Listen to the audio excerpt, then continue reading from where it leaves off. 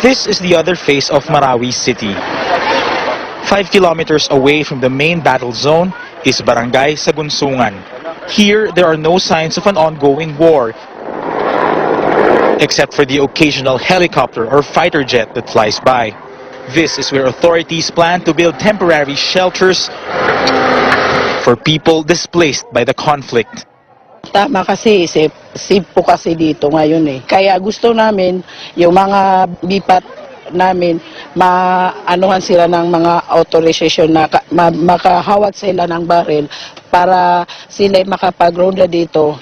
The people here are eager to welcome the 3,000 to 5,000 families who will share their green and spacious valley. Ang unay natin, i-prioritize natin yung mga would be yung totally displaced, yung mga talagang totally destroyed yung kanilang mga houses, and of course yung mga constituents na kung saan yung kanilang pamamahay ay nasa danger zone. The landowners have agreed to lease it to the government at a low price, although Marawi Mayor Majul Usman Gandamra declines to say how much. Because the Maranao people have what they call maratabat, or sense of honor and nobility, the government will build them semi-permanent wooden homes instead of tents. The wood will be sourced from illegal logs confiscated by the DENR. The evacuees may stay in the houses for up to a year, the time it may take for the city proper to be livable again, and hopefully for the people themselves to recover. The trauma really, yung trauma and yung damage sa civilian properties, yung damage sa business sector, yung talaga yung medyo kailangan talaga upuan yan. The military promises that they will be safe here. Yung range naman na kuwan ngayon, and nakita niyo may bundok naman dyan sa taas. So hindi na talaga aabot ang bala natin dito. The whole effort will cost roughly 60 million pesos. This symbolizes the beginning of the long road to recovery for the people of Marawi City. If everything goes according to plan, the evacuees can start moving into their new homes here in about a month. In Marawi City, JC Gotinga, CNN Philippines. Soldiers hold strategic positions as they advance towards known strongholds of remaining mounted fighters in Marawi City. Joint Task Force Marawi says there is no let-up in their operations and troops continue to fight the enemy. The military on Tuesday reports they now in control of Dansalan College, one of the areas that Abdullah Maute used as his lair. These high-powered firearms, including this caliber 50 machine gun, were recovered in Dansalan College, the school where the Maute brothers received their early education. The school is host to some high-rise structures that serve as machine gun nests and snipers' vantage position of terrorist elements. Soldiers are gradually taking over terrorist-held structures as enemy strong points fall by one to government forces. The military says a foreign-looking fighter, which they said to be one of the Singaporeans who joined the Maute, was killed inside the school.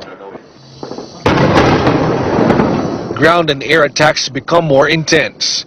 These photos show the situation on the ground, heavily damaged houses and infrastructure in downtown Marawi. Marawi City Mayor Majul Usman Gandamra says more than 30 of the city's 96 barangays need massive rehabilitation. Doon po nagkaroon ng matinding bakbakan, especially the business center, kung saan doon po nagstay itong mga grupo na ito dahil nandyan po yung malalaking buildings kung saan doon sila nagkukuble. Defense Secretary Delfin Lorenzana says the fighting may end in a week or so. People have died, government troops, civilians, and several hundred Maute attackers. Over 100 Marawi residents are still trapped inside the war zone. This civilian was rescued this morning, now being treated at the Amay Pakpak Medical Center because of a gunshot wound on his neck. Daily stream of civilians are being rescued while battle rages as government forces continue to gain ground and foothold on enemy strongholds. Lieutenant General Carlito Galvez Jr., commander of Westmincom, emphasized that the clearing operations put utmost consideration on the safety of trapped civilians. We chance upon the scene of two pigeons on a rooftop. One pigeon dying of starvation and another watching over it. consider it a metaphor for compassion, love, and hope in time of war in Marawi. George Cahiles, CNN Philippines.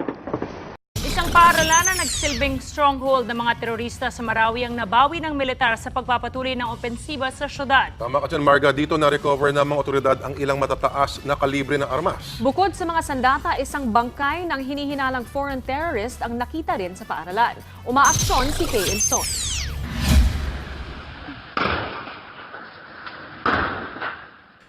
Kuha ang cellphone video na ito sa loob ng Ground Zero sa Marawi City. Walang patidang airstrike.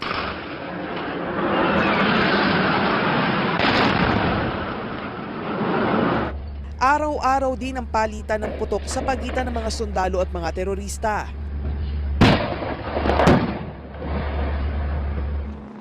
Isa sa mga nabawi kahapon ng mga sundalo ang Dansalan College.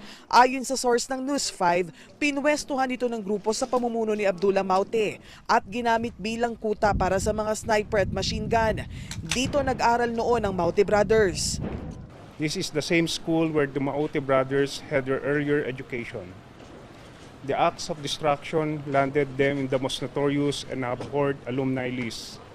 Sa loob natunto ng nasa 200 ng radyo, posibleng timbangan ng shabu, drone, pati na ang matataas na kalibre ng barel gaya ng sniper's rifle at caliber 50. Ito yung ginagamit nila sa ating mga air assets pag lumilipad.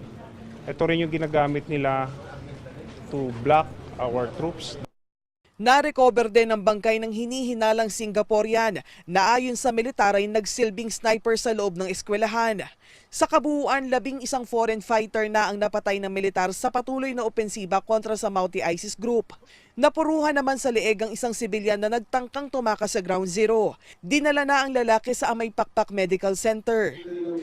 Nadampot naman ng PNP, CIDG, NCR ang grupong nagsusupply ng kaparehong barel na ginagamit ng mga terorista sa Marawi. Umamin daw ang isa sa mga leader nito bilang supplier ng Maute ISIS.